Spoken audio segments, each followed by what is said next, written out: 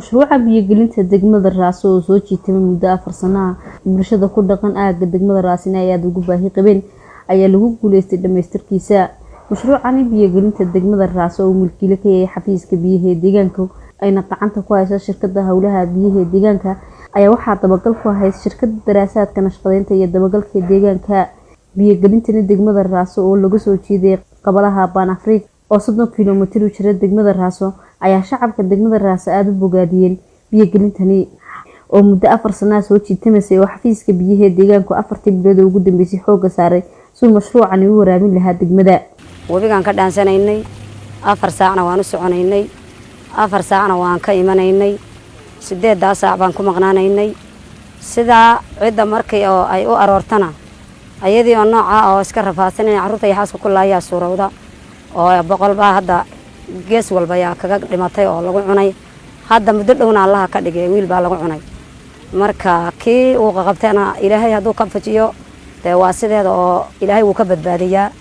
rafaadna noomuusan dhinayn insha Allah eegana alxamdulillah rabbil caalamiin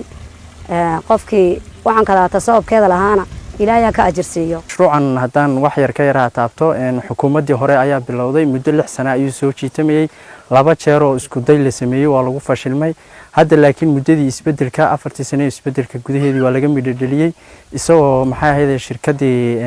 dabagalka nashqadeynta iyo wakaaladii biyaha iyo dhammaan xafiiskii biyaha heegan buuxa ay wada jiraan joogan har iyo habeen aan ka fadhiisan ayaa waxa lagu guuleystay muddo 4 bilood gudaheeda in biyihii lagu cabo wasiirka xafiiska biyaha deegaanka mudane Xasan Maxamed Xuseen ayaa sheegay in dadaal dheer kadib biyo-gelinta Raaso soo gabagabaysantay mashruucani wuxuu soo bilowday isbedelka xukuumadda ka hor waxaana la siiyay bariga oo bilowday shirkadii la oran jiray Liu Enterprise waxaana ku bilowday iyadoo wax design ah iyo daraasada hon la sameeyo ayna jirin mashruucaasi bilowgiisii hore uu bilowday kacakuf buu ku bilowday wax shaqo ah oo quman oo laga qabtayna ayna jirin xogay waxaad moodaysay lacaga fara badan in lagu soo daayay magaciisa laakiin waxa groundiga ama dhulka ka galay inuu la jirin kadib markii isbedelku dhacay shirkadii iyada lafteeda waa laga kansalay waxaana lagu wareejiyay Waterworks Construction Enterprise oo deegaanka Soomaalida ayaa lagu wareejiyay ama shirkadda dhismaha hawlaha biyaha muddo 3 sano iyo dheeraada ayay jiitamaysay shaqo quman oo laga qabtayna markaa iyada ma ayna jirin waxa markaa xukuumaddan dambe la dhisay ee baarlamaanka cusub ee la doortay kadib iyadoo report uu yaala halkan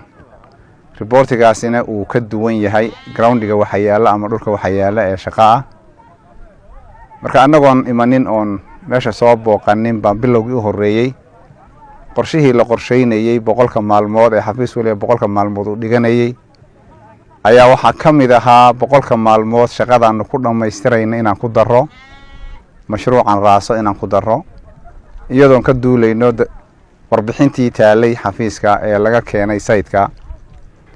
annagoo taa ku darsanay yaan haddana kormeeradii aan sameeyninay kii ugu horeeyay baan ku soo maray Raaso markaan soo maray Raaso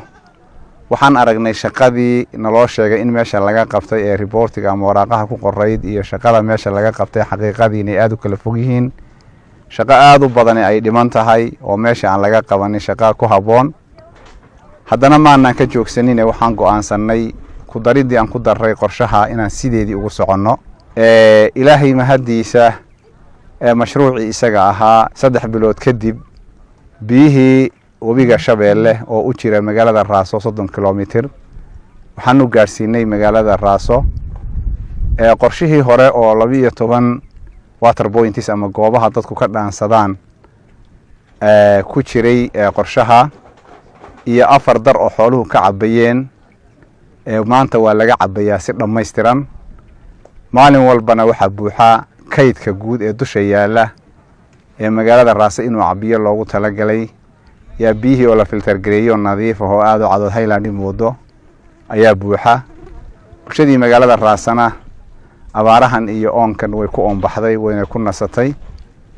waxyaabo yar yar oo gacan maris oo dambe oo yaala ayaa jira oo la dhameystirayo oo albaabadii meelaha adeegyada qaarkood iyo waxyaaba yar yar xalxaal ayaa ka harsan qaybta biyo cabka qaybta inteega webiga laga soo qaadayo design-keeda maadaama gadaal ka sameynay bedelkeeda waxaan isticmaalaynay Jankafa generator baan isticmaalaynay kaasana hadda loo isticmaalaa biyaha soo tuuridooda inuu treatmentiga ay ku soo tuuraan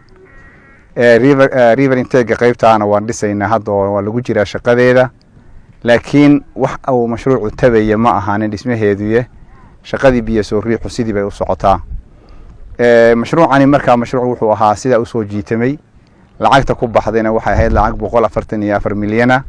iyadoo muddo dheer ay ku soo kala baxday oo aad dareemaysa shaqooyinka qaarkood inay khasaareen oo mar labaad dib loogu noqday